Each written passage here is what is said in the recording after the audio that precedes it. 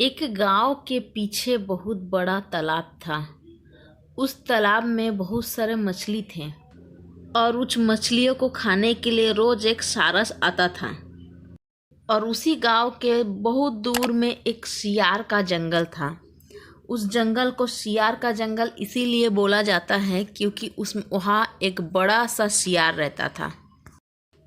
उस सियार के जंगल में कोई मनुष्य नहीं जाते थे क्योंकि सियार जो भी जानवर को देखता था वह अपना भोजन बना लेता था।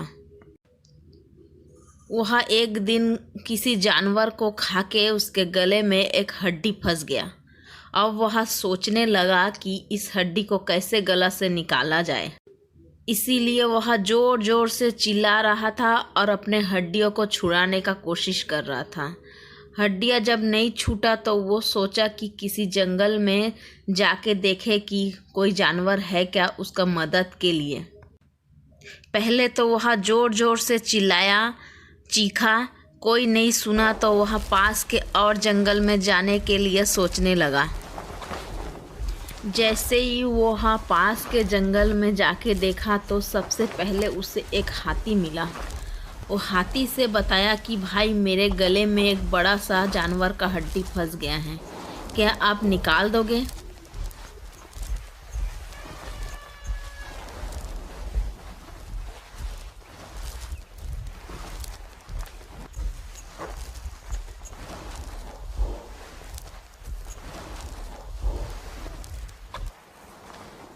हाथी को सियार के एक भी बात पर भरोसा नहीं हुआ और वह चल दिया कि मुझे तुम्हारा कोई मदद नहीं करना है, तुम प्लीज़ मेरे पास मत आना, मुझे तुमसे बहुत डर लगता है। तभी वह चिल्लाते हुए पास के और एक जंगल में जाके खरगोश से मदद मांगा तो खरगोश भी डर के मारे यहाँ दौड़ने लगा। सियार ने खरगोश से भी मदद मांगने की बहुत कोशिश की तो खरगोश ने भी सियार को मना कर दिया। सियार ने खरगोश को रुकाया और वह पूछे, तुम मेरा मदद क्यों नहीं करना चाहते हो? तो खरगोश ने जवाब दिया, क्या तुम्हें पता है कि तुमने जो एक छोटा सा चूहा खा दिया था, वो छोटा चूहा मेरा दोस्त था और वो दोस्त मेरा हर सुख दुख में साथ देते थे। तुमने तो उसको भी नहीं छोड़ा, तुमने तो उसको भी खा दिया। सियार बोला, मुझे माफ़ कर दो, मेरा बहुत बड़ा गलती हो गया है। आगे से मैं किसी का ऐसा नहीं करूँगा, ना ही मैं किसी को खाऊँगा। प्लीज़ मेरी मदद करो, मेरे गले से हड्डी निकाल दो। मैं तुम्हारा पैर पड़ रहा हूँ, तुम्हारा हाथ जोड़ रहा हूँ। बहुत जगह मदद मांगने के बाद सियार को बहुत ही प्यास लगा। सियार अपना प्यास बुझाने के लिए पास के एक तालाब में गया।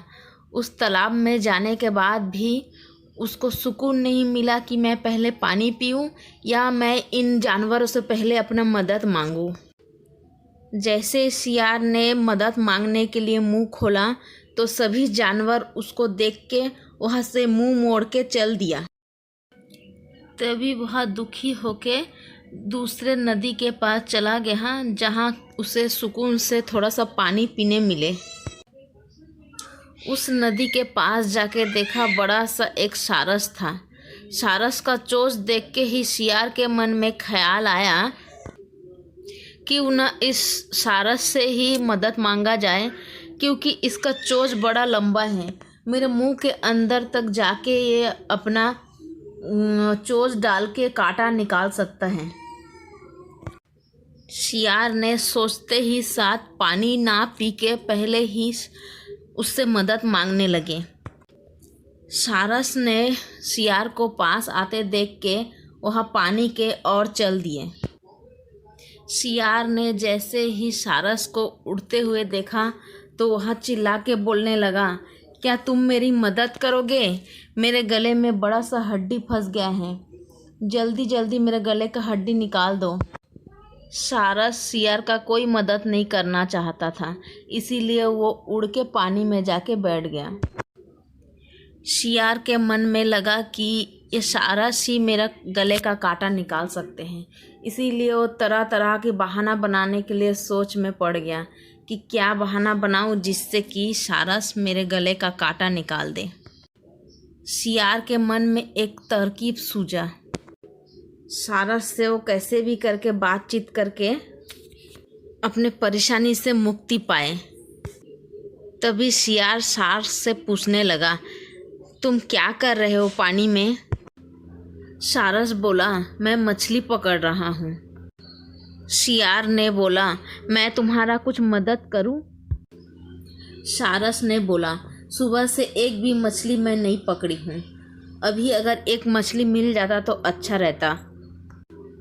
तुम कृपा करके मुझे परेशान मत करो। एक तो मैं सुबह से भूखी हूँ और ऊपर से तुम आके मुझे परेशान कर रहे हैं।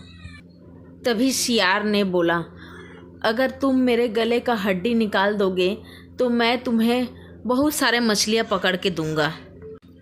सारस को बहुत ही भूख लगा था। वह सुबह से एक भी मछली नहीं खाए थे, तो उसने शियार के तरफ देखा और शियार के बात में राजी हो गया। सारस के पास आके सारस के गले से हड्डी को निकाल दिए। जैसे ही सारस ने हड्डी निकाल दिया, शियार ने उसको खाने के लिए आगे बढ़ा। तभी सारस ने बोला, भाई तुम तो मेरा मदद करने वाले थे, मुझे मछलियाँ पकड़ के देने वाले थे, अब तो तुम मुझे ही खाने आ रहे हो। शियार ने चिल्लाते हुए कहा, तुम बहुत ही खुशकिस्मत हो जो मेरे गले के अंदर अपना चोंच डाल के भी वापस बाहर आ गए, नहीं तो इतना नज़दीक आके कोई जानवर मेरे से बच के नहीं जा सकता। मैं तो उसे पूरा खा देता हूँ। चलो भागो यहाँ से। सारस ने अपने जान बचाते हुए शियार के आगे से भाग गए।